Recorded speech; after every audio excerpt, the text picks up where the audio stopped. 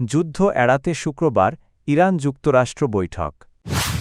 চীন ঠেকাতে ভারতকে ঘিরে ওয়াশিংটনের বড় ছক।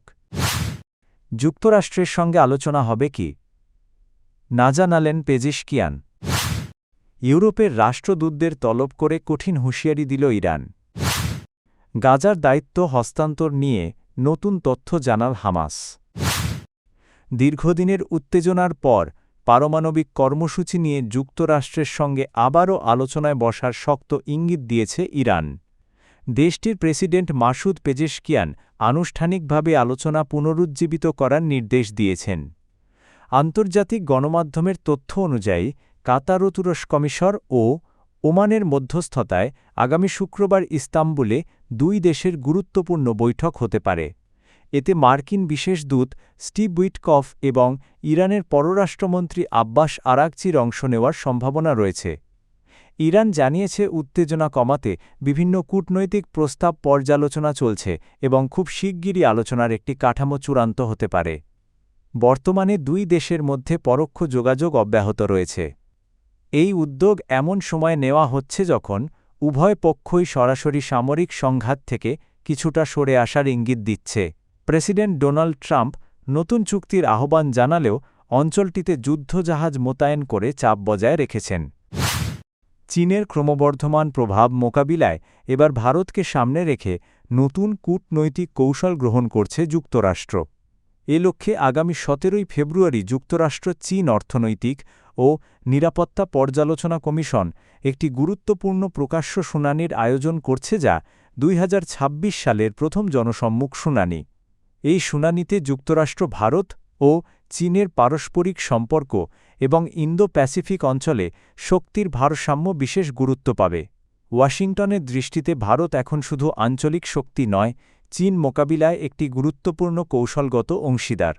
আলোচনায় উঠে আসবে ভারত চীন সীমান্ত বিরোধ, ভারত মহাসাগরে নৌ চলাচল, আঞ্চলিক নিরাপত্তা এবং যুক্তরাষ্ট্র ভারত প্রতিরক্ষা সহযোগিতার ভবিষ্যৎ। পাশাপাশি বাণিজ্য বিনিয়োগ, প্রযুক্তি, কৃত্রিম বুদ্ধিমত্তা, সেমিকন্ডাক্টর ও ওষুধ সরবরাহ শৃঙ্খলের মতো খাতে ভারতের আত্মনির্ভরতার প্রচেষ্টাও মূল্যায়ন করা হবে। এই উদ্যোগ এমন সময় নেওয়া হচ্ছে যখন গালওয়ান সংঘর্ষের পর দীর্ঘ উত্তেজনার মধ্যেও ভারত চীন সম্পর্ক ধীরে ধীরে স্বাভাবিক হওয়ার ইঙ্গিত দিচ্ছে। উচ্চ পর্যায়ের বৈঠক, কূটনৈতিক যোগাযোগ এবং বিমান চলাচল পুনরায় চালুর মতো পদক্ষেপ সেই পরিবর্তনের ইঙ্গিত বহন করছে। ইরানের পারমাণবিক কর্মসূচি নিয়ে যুক্তরাষ্ট্রের সঙ্গে নতুন করে আলোচনায় বসার অনুমোদন দিয়েছেন দেশটির প্রেসিডেন্ট মাসুদ পেজেশকিয়ান। তিনি পররাষ্ট্র মন্ত্রণালয়কে প্রয়োজনীয় প্রস্তুতি নিতে নির্দেশ দিয়েছেন।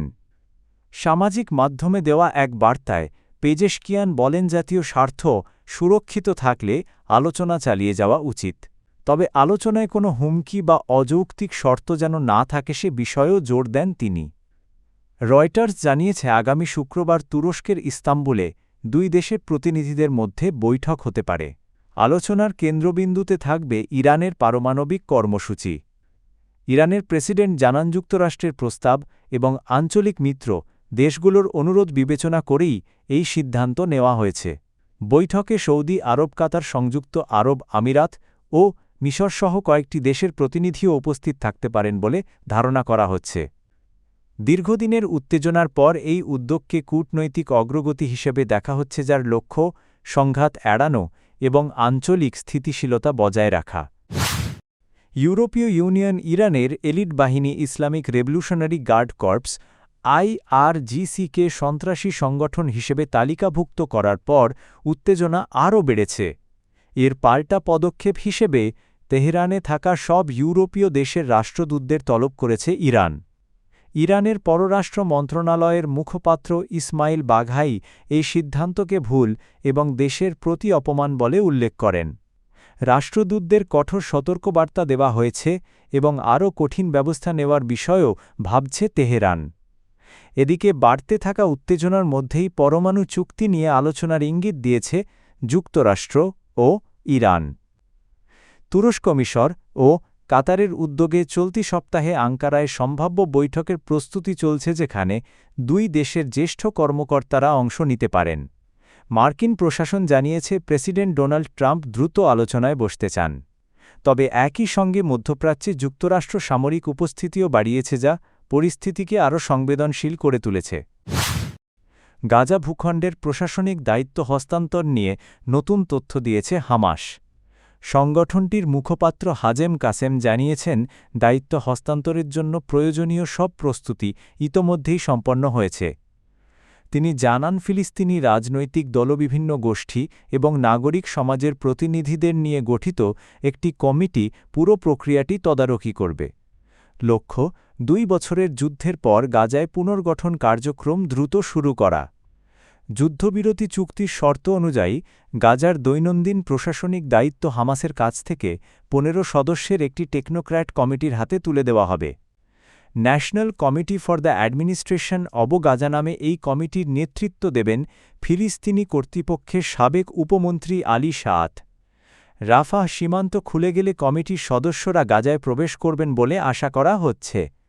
বিশ্লেষকদের মতে এই পদক্ষেপ প্রশাসনিক শূন্যতা দূর করে মানবিক সহায়তা ও পুনর্গঠন প্রক্রিয়াকে এগিয়ে নিতে গুরুত্বপূর্ণ ভূমিকা রাখতে পারে।